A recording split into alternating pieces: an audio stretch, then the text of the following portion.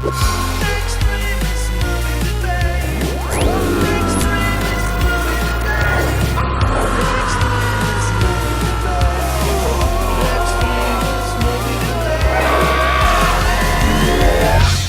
the extremist movie debate. And tonight, we're talking 1968's Night of the Living Dead. I am Joe. I'm Ethan. One of us is going to love it, one of us is going to hate it. Let the coin decide their fate.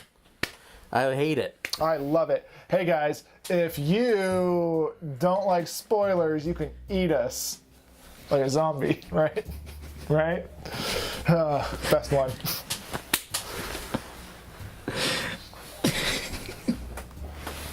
Take a breath. This comes to you as a request from our dear friend Tom Swanson. Yes, thank you, Thomas. Thank you, Tommy Rush. This film has a 96% on Rotten Tomatoes, which makes it certified fresh. Ethan, Fuck you.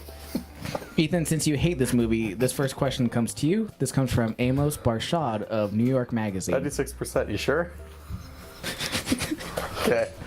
He says, if Romero's original vision of the undead looked dulled by today's standards, his embedded political commentary on racism feels just as sharp. So, could you briefly speak on the role of that race plays in the film? You have 1 minute. None. Just because there's a black guy, that's the only thing. Because he gets shot by the cops in the end, that's the only thing. Who cares? People are scared because there are people outside eating other people, not because they're in a house with a black guy. What the fuck is that even supposed to mean? That's terrible. Alright, it has nothing to do at all with racism. There are zombies afoot, and there's public hysteria, and they have found themselves in a house. The woman, Barbara, doesn't talk, not because she's afraid of the black guy, but because she is terrified that her brother's dead, that she's just witnessed people eating other people. There are bigger things going on. What kind of an asshole would bring up racism in a movie like this? Joe, you have 30 seconds to respond. Your octave just started like way up here and just kept going up. Like, that's not your voice. No, it's there, and you can see it, and yeah, no, they're not like outright scared of the black guy that they're in the house with, because yes, there's zombies outside trying to eat them and trying to attack them, but you have this idea where he's the most equipped to deal with the situation, and he has the most knowledge, and he has the plan, but nobody wants to listen to him. Everybody else is doing their own thing, and they all want to get out of the house. Okay, Joe, I'm going to stop you there. Joe, I'm sorry. Joe. Ethan, you have 15 seconds to respond. Look, yeah, absolutely. They're not listening to him. That has absolutely nothing to do with the color of his skin. That has everything to do with people think they have the better idea. It's just like, kids in high school can go to a forum and they're going to get through the forum in 5 seconds flat. You go to a caucus now, every asshole raises their hand because they think they have the most important thing to say in the world, Thanks, even though they Ethan. accomplish Thanks, nothing. Ethan. That's this movie. Thanks, Ethan. Joe, you have a final 15? You sound like a guy who doesn't want to admit that systematic racism is a thing. And it really is. And like, that's kind of what this movie's doing. Is it's showing that like racism doesn't have to be so overt. Like, racism can be more subtle than that. And you can see that in this movie. Okay, thank you. Joe, this next question is for you. This comes from Vincent Canby of the New York Times. Vincent says, also this was written in 1968. Yeah, the only bad review I found. The dialogue and background music sound hollow, as if they had been recorded in an empty swimming pool, and the wobbly camera seems to have a fetishist interest in hands. So, despite the technical flaws of the movie, overall, how well do you think the film plays? You have 1 minute. I think the film plays really well, and I mean, like, I know this. I can't really say this and say, like, that's why the movie's good, but they made this movie on a shoestring budget. Like, they didn't have any money. This was George Romero's first movie, so this was him, like, working through his things. Like, you can see his budding talent in it. Is this the best movie George Romero has made? No, but you can see the budding talent in that. But with the wobbly sound, and that sounds bad, I guess, and, like, the shaky cam, like, all of that kind of stuff, like, plays in favor of the story that George Romero is telling within this, like, post-apocalyptic, like, zombie movie. Like, this kind of like survivalistic movie like this with supernatural undead trying to kill you, it works really well when you have unstable music, because that makes the audience feel unstable within their seats when they're watching it. So it plays to the overall feel of the movie, and what it conveys works in favor of that. Okay, thank you. Ethan, you have 30 seconds to respond. Sounds like a bag of farts. There's Foley work in this movie that makes you think of like when you go to the Disney studio and you get to do the Foley work to old movies and you're just hitting things on a table. That's what this feels like. There's scenes where people are getting punched in the face or hit with chairs and shit, and it sounds like they're just whispering into slabs of meat. There's one scene where they're like cutting off fingers from a guy coming through the window, and it's just fucking quiet. There's no sound at all. The Foley work in this movie is absolutely terrible, and then you start to notice the music, and you start to to notice how the dialogue doesn't really quite work. And yeah, it all does add up to an experience that takes you out of the Ethan. movie. Joe, you have 15 seconds to respond. When you're in a situation like this, your perspective is going to be skewed, so you're going to be missing things. So when you're actually chopping somebody's finger off, you're not going to be thinking about what that sounds like. You're going to be thinking about, I am chopping somebody's finger off. So it plays, again, to the overall mental mindset that these characters find themselves in. All right, thank you. Ethan, you have a final 15 to respond. Okay, sure, but then why did they include the sound effects with everything else? Why did they include the sound effects of the car blowing up those two people? Why did they include the sound effects of them walking through the window and grabbing that girl and pulling them out? Why did they include those sound effects and then choose to omit others? Okay, thank you. We're going to open up the floor for discussion. You guys have 4 minutes to discuss and go. So you don't get to pick and choose that because... The reason you do that is because you're putting yourself in their mindset. It would make sense if it was like, oh, only one character wasn't making the sound. But that's not the case. It's just though they had really shitty Foley artists. Even when the car blows up, you're getting that from the a perspective at a distance. And this is kind of what I was talking about. Yes, you are. Ben is standing right there and going, whoa, flame. Yeah, and then he runs away and they try to drive away and then the car blows up. Like there's a distance between them. No, the car is stationary. The car is on fire and stationary. They're right next to the pump house. They tried to drive away. Ben, like a stupid idiot, is standing between the flaming car and the pump house and doesn't move. First of all, the pump house doesn't blow up. The car blows up. Save them. The car blows up. I know, but wouldn't you want to be moving away from where all the gasoline is? The car drives away and he runs away. The car doesn't move anywhere. No, they drive the car away. Watch the movie again. The car don't drive moves. Anywhere. The truck moves like 100 feet down the road. They try to. Nope.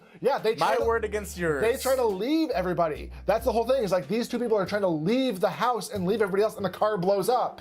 And so you're watching that at a distance. So you're having like your perspective and the character's perspective on that moment is changing. You're watching it at a distance. No.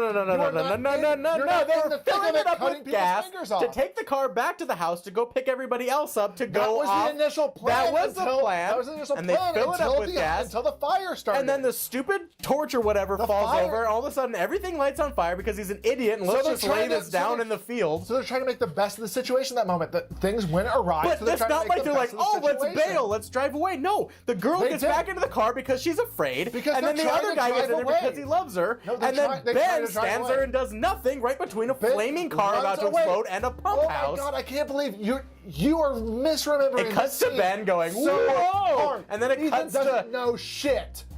Ethan don't know shit. And then it cuts to the dad from that 70s show looking out the window saying, oh, that's really sad. Ethan doesn't even like horror movies, so why would you expect him to like a classic horror movie like What does that have to do with anything? If the movie is good, then I'll like the movie. No, you won't. You don't know how I feel about horror movies whatsoever. I love Rosemary's Baby.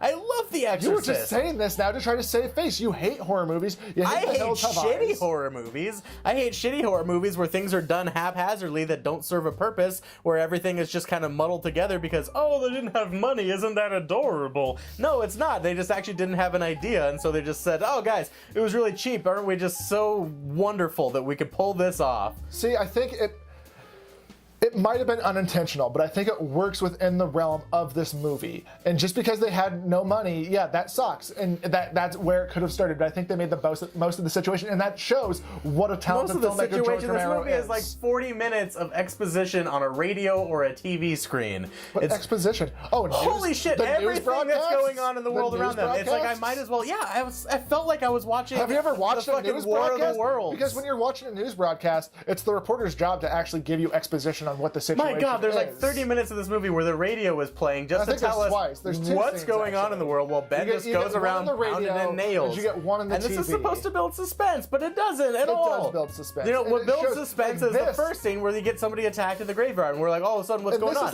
And everybody wants to know, like, if we stuck with Barbara and we understood through her perspective what was going on in the world. In any other zombie movie, you can thank this movie. You can thank George Romero. If we learned innovative through a character's perspective instead of learning through what the radio and the TV tells us, and then ending the movie on the fucking people from the TV. That is infuriating. That makes weak characters. That is what they are doing. No, that is what they're doing. That would have been a better movie if they did not do that. If they instead focused on Barbara instead of saying, you know what, you're a woman. I'm just going to plant you on the couch for the whole movie because you can't act. How does that make a weak And on that note, I'm going to have to cut you guys off there. How'd you really feel about the movie? It's pretty good. This movie's good. This movie's great. Pretty good. This is the second or third time I've watched it, and I wasn't quite as charmed with it this time, but I don't think it's the fault of the movie. I think it's just the fault of me having, like, like a temporary short attention span. I've been having trouble with lots of things lately. So I think it's my fault, not the movie's fault. And it holds up. Like, it was the first zombie movie, George Romero's first movie, and it shows that he had the talent and he had a good eye and stuff. I don't think he's the best filmmaker, but I'm glad he made this movie. And I think it just opened a whole new venue for horror movies. There's a pantload of great moments in this movie that make it much better than a cheap B horror movie from that era.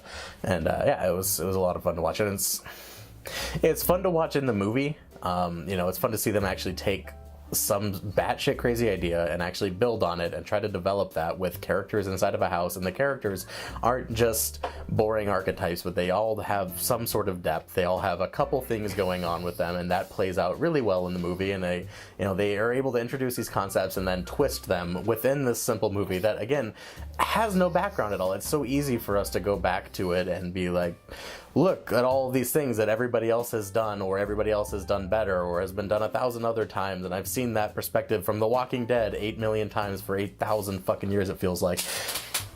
But, this movie did it first, and it did it well in that movie. It's not just like it introduced a spark of an idea, a modicum of a thought, and then somebody else did it better. It's like, that was all in this movie, and other people just kept stealing it to run with it. And that's, fine. Those movies, some of them are fine. But it's admirable that they could do that with this at that time.